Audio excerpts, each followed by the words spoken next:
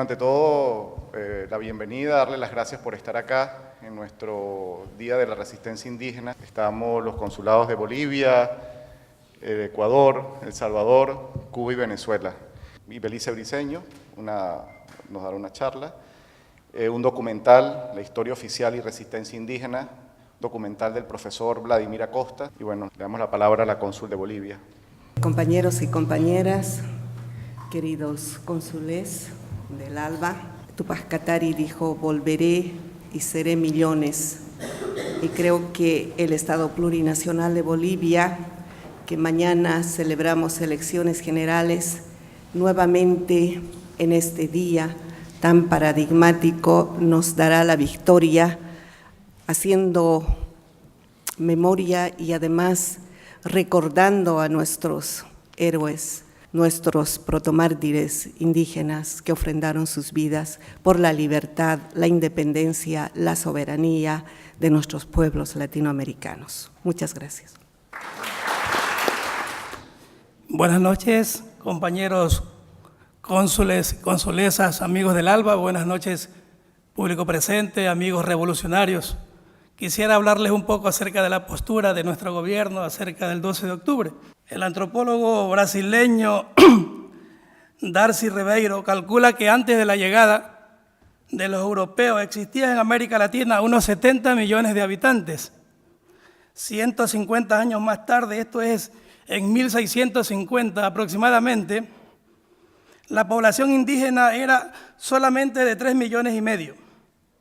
Como mensaje del presidente, lo único que podemos decir es que hacer un llamado a la fraternidad que une a los pueblos de España y Ecuador para convivir en paz y respeto mutuo. Nunca más volveremos al pasado.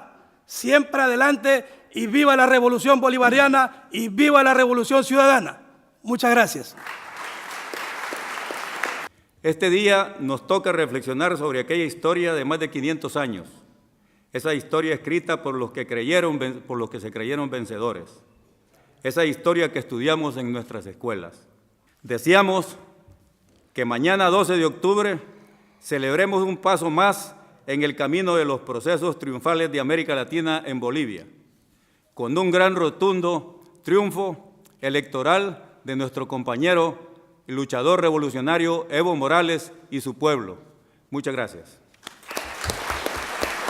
En nombre del pueblo venezolano, del gobierno bolivariano que preside el compatriota Nicolás Maduro Moros y del colectivo que labora en el Consulado General de Venezuela en Barcelona y de los cónsules que aquí estamos, les damos un fraternal y revolucionario saludo a todos ustedes. Esa historia encubridora de lo acontecido en ese continente llamado América nos decía que todo comenzaba con la llegada de Colón.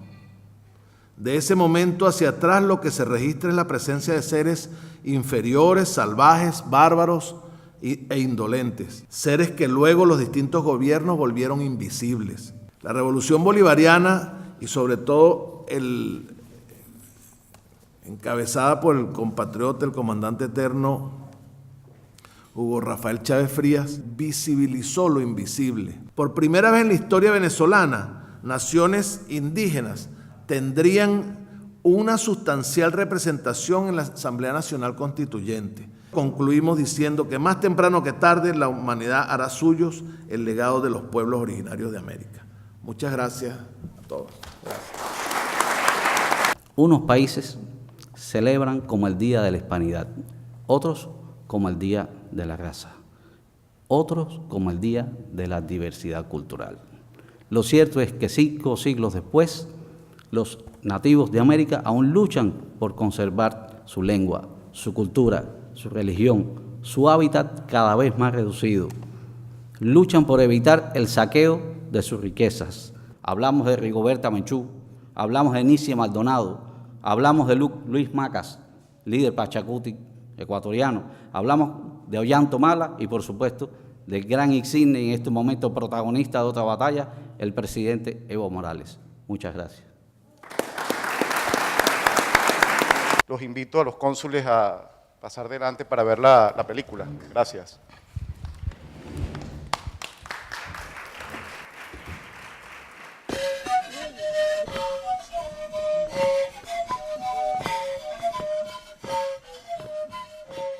Hola, soy Vladimir Acosta y esta es La Otra Mirada.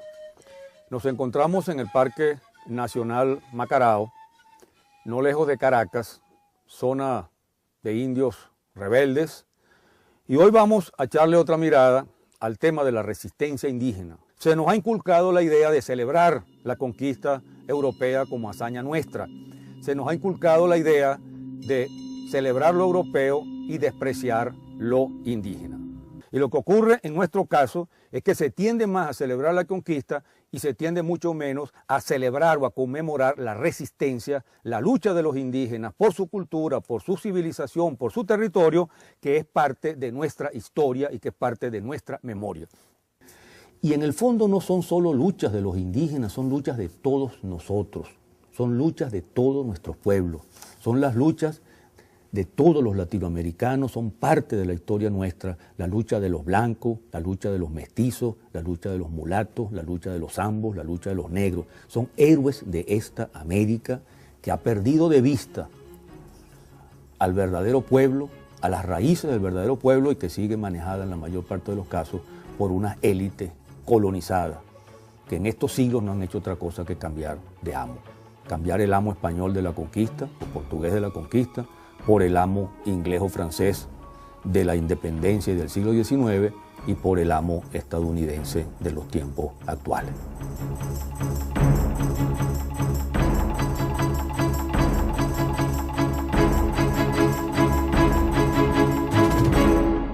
A continuación, la charla a cargo de Ibelice Briceño, Vigencias de las luchas anticoloniales.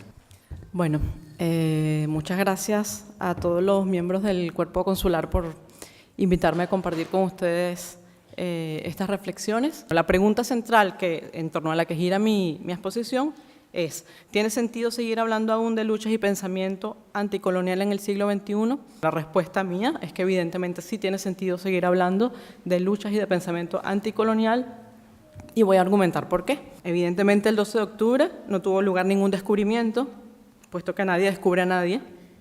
No fue tampoco un encuentro entre dos mundos, porque es una metáfora demasiado apacible, sino que fue una invasión, como han dicho muchos de los que me han precedido en la palabra, una invasión, una ocupación y un proceso de expoliación de un territorio. Fue el exterminio de poblaciones autóctonas, el secuestro masivo de personas africanas para ser degradadas a la condición de no humanas, a la condición de mercancías.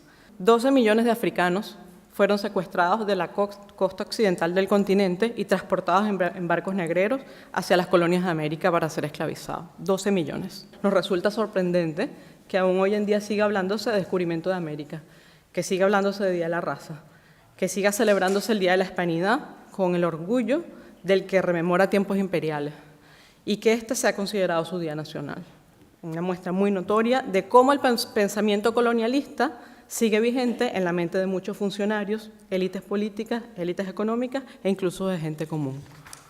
Barcelona se presenta a sí misma como una ciudad abierta, tolerante, diversa. Esa es justamente la marca Barcelona.